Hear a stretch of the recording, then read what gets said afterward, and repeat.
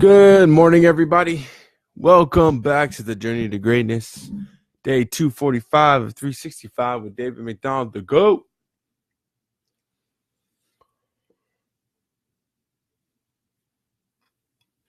Excuse me.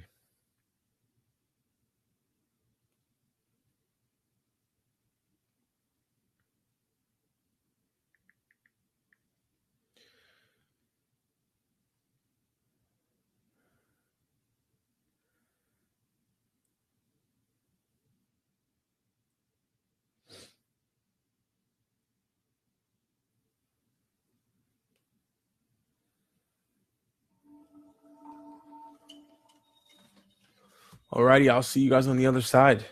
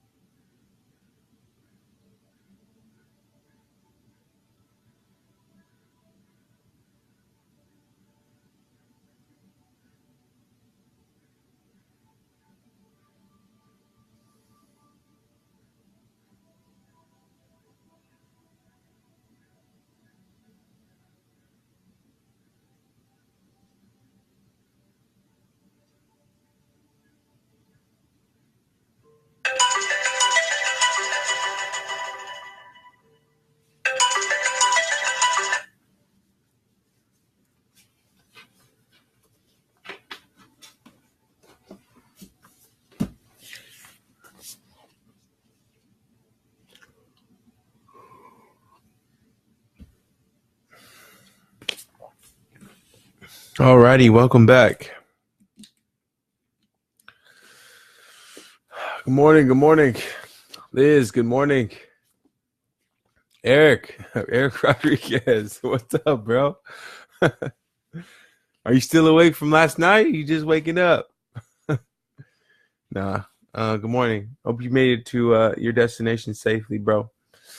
All right, so we just finished our meditation routine, and we are going to get into our reading routine.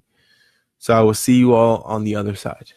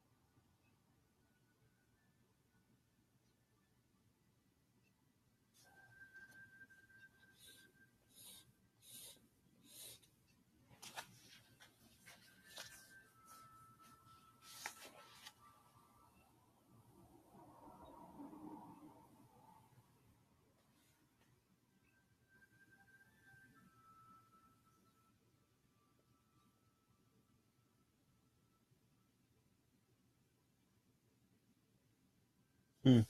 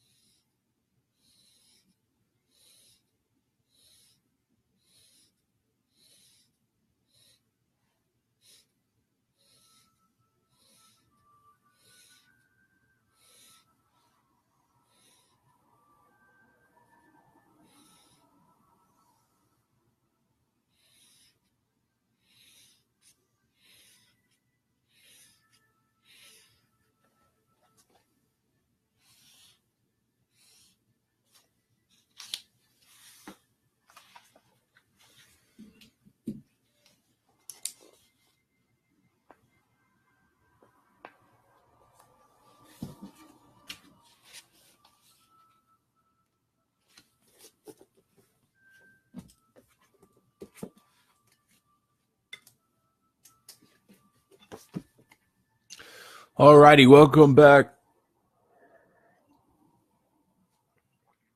Good morning, Rico. What's going on, brother?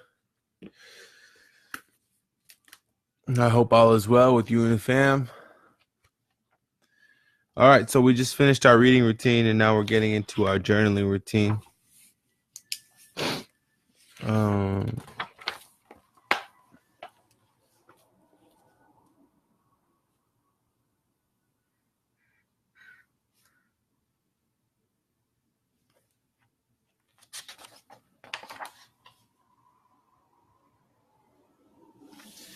so in our journaling routine, I usually like to start off by writing about what we're most grateful for, what I'm most grateful for. And in the morning, that is waking up and being in perfect health.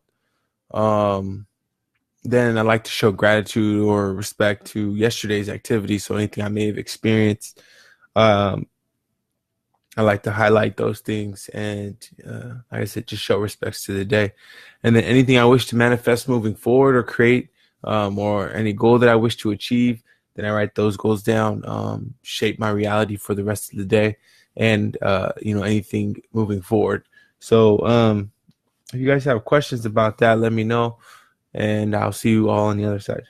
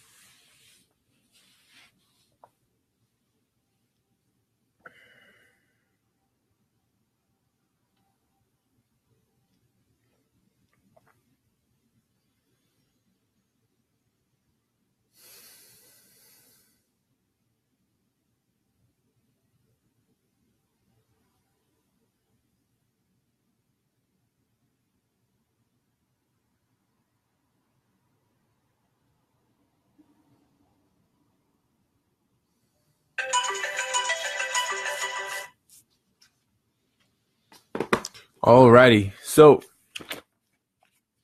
welcome back. So we actually don't have too much to talk about today. The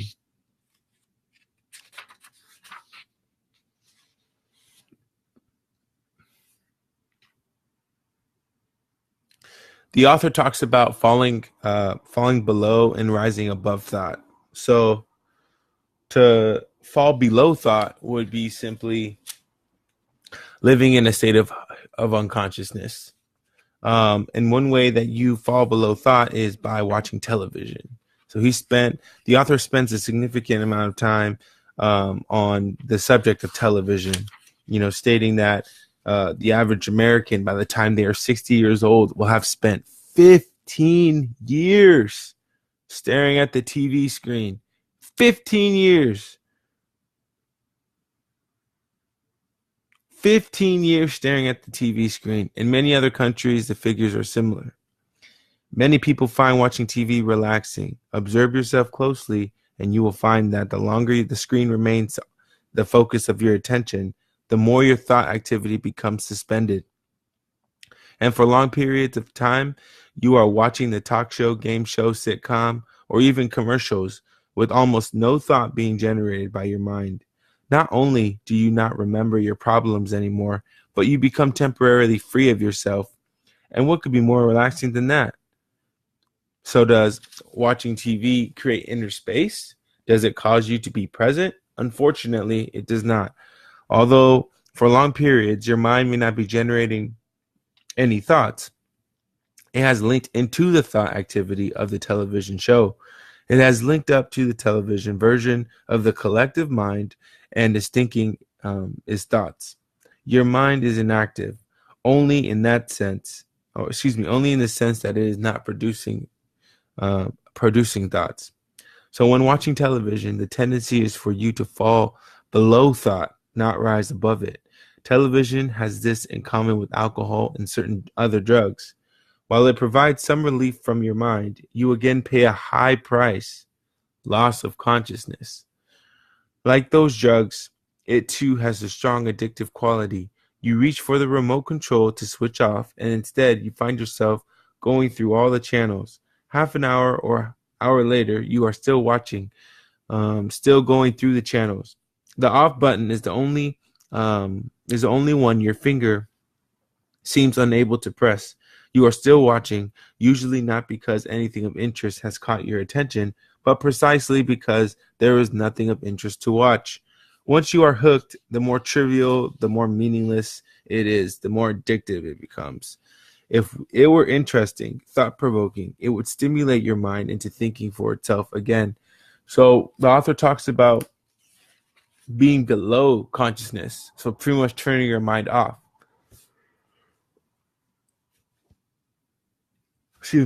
Turning your mind off and operating below a level of consciousness or awareness. Yeah, it's great because then you free yourself temporarily, but the addictive nature of television, drugs, and alcohol obviously can be very dangerous for your health. Now, the biggest thing to realize is when you're watching television or you're making this decision to participate in drinking or doing drugs or whatever it may be, that while in that state of consciousness, you are no longer pretty much progressing as a person. So to a very strong capacity, it might be better not to do those things. But no judgment either way, of course. So I personally believe these things to be true, especially during the vulnerable times of your day. So in the morning, Les Brown says it best. He says, like, your mind's working at this super rapid pace. So anything that you inject into yourself or into your stream of consciousness, especially in the early mornings, is going to be the catalyst for moving throughout the day, and your brain will retain it. I call it a vulnerable state. And the vulnerable states come during times when you're tired, which is usually at the end of the day and very early in the morning. So stimulating your senses and injecting yourself again with positive material or mind thought-provoking material is really healthy. In the evening time, to watch a movie or to watch or listening to loud music in your car, overwhelming your audio senses, right? And the music happens to be like, Migos or, or some other type of rap group or something that, or even country, where the lyrics aren't necessarily uplifting, but more, about despair and negativity. When you're in this vulnerable state, in this vulnerable mind state, after being washed out from the day, right? And you're trying to find the energy and you're still, trying to keep that aliveness within you. It's during those times when you have to inject yourself with more positive material. And yeah, I understand it can be challenging because all of our lives we've been, trained, or we've been in a lifestyle or a community that supports these type of activities. But being aware of it's the first step. Once we become aware of it and where these vulnerability states, happen, then we can change the type of information that we're receiving, especially during those critical times. Like I said, late at night when we're tired, we've been working all day. It's important to pay attention to what you're putting into your mind. And in the morning, same thing. You're waking up, you're on your way to work, instead of listening to rap music, listen to something that can fulfill your soul or maybe help take you to the next step of enlightenment. And so it's the same thing so imagine the inner space in between the highest vulnerability times that I define. Imagine that inner space being, your downtime. And the author also mentions that, the reason why there's such a high case or so many people with attention deficit disorder is because the images that are coming at you keep your attention, but then you lose attention really easily because they're coming and flashing at you so fast. Which is very interesting because I don't really necessarily believe in attention deficit disorder. I respect, and there's no judgment passed to people who take Adderall or other medicines, to help them with their ADD. But I think more so, it just makes me sad to know that, television programming has led a lot of people to this understanding or this collective mind of being attention deficit or having an attention deficit. And because I know that, from what I've seen, that's not the best thing, right? You lose, and the book also says that you lose the ability to connect with people on a lower level because you're no longer interested, right? And your interest span is so short. So it's like you can't sit still. You can't just be at peace with yourself. And that's disturbing to me, just a little bit, not to put some type of description word on it, but I think it's important for all of us to at least have the opportunity to sit and look at the clouds and breathe the air, right, and be grateful and live in humility of what we've been blessed with, just the simple things.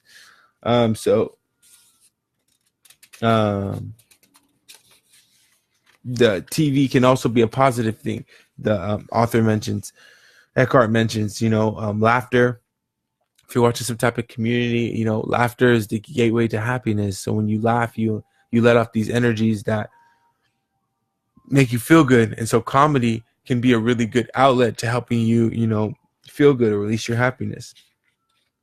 The kingdom of God is not coming with signs to be observed, nor will they say, "Lo, here he is," or "There, for behold, the kingdom of God's in the midst of you."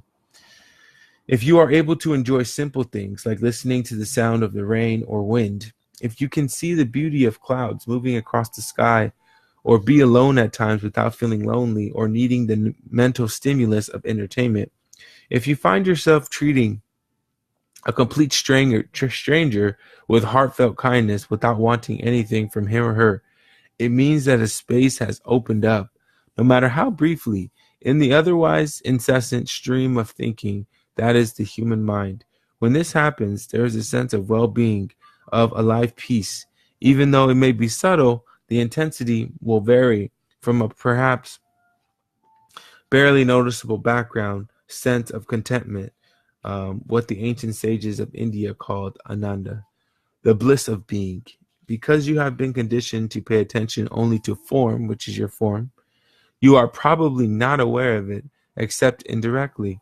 For example, there is a common element in the ability to see beauty, to appreciate simple things, to enjoy your own company, or to relate to people with loving kindness. This common element is the sense of contentment, peace, and aliveness. That is invisible background without which these experiences will not be possible. So while living in the form, the author is suggesting, as we conclude here, that if you find yourself being at peace, if you find yourself extending love and care to people that you know and that you don't know, it's you've come into a space of awakening. Now, I will tell you, some people will try to take that kindness for weakness.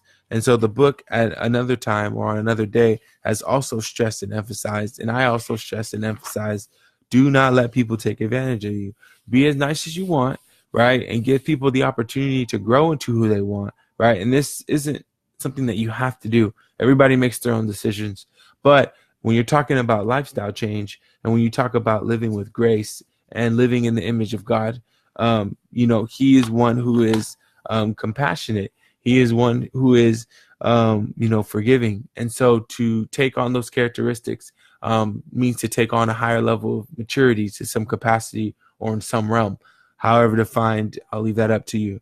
So as we leave here today, please feel free to say after me, this is my life. I am aware. I take full responsibility of my reality and thoughts. I recognize I have the power to manifest the best possible life. A life of wealth, love, and peace. I truly believe I have zero limitations. I trust my instincts, God, and universe.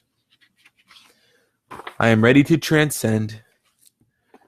I have arrived, and so it is.